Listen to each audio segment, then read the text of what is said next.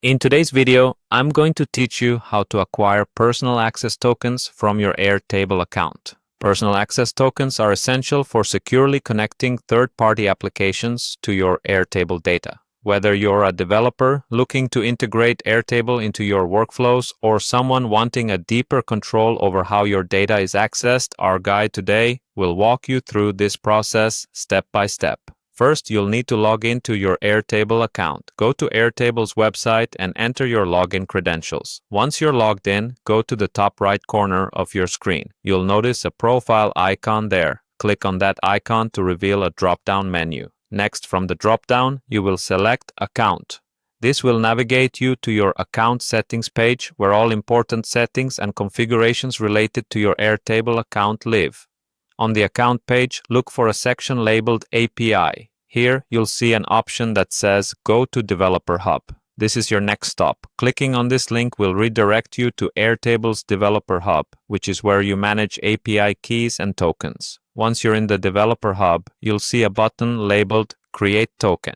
Go ahead and click this to start the process of generating a new personal access token. This action will bring up a form that requires you to input specific details. The form will ask you for the token's name, scopes, and base access. When naming your token, choose something descriptive that reminds you of the token's intended use. Next, you'll select the scopes. Scopes define what actions the token can perform, such as read or write capabilities on different bases. Lastly, you'll choose the base access. This specifies which bases the token can interact with.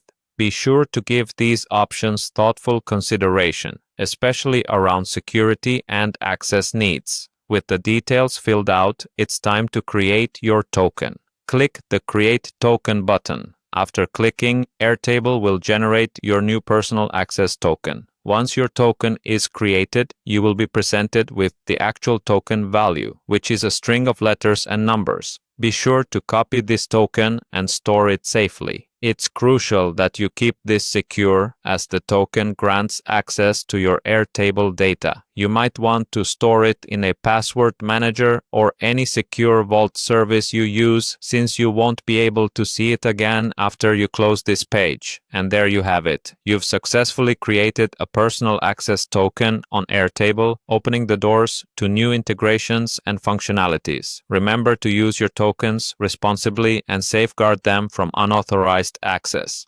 Thank you for watching. If you found this tutorial helpful, make sure to subscribe for more insightful contents like this. Until next time, keep your data safe and your workflows efficient.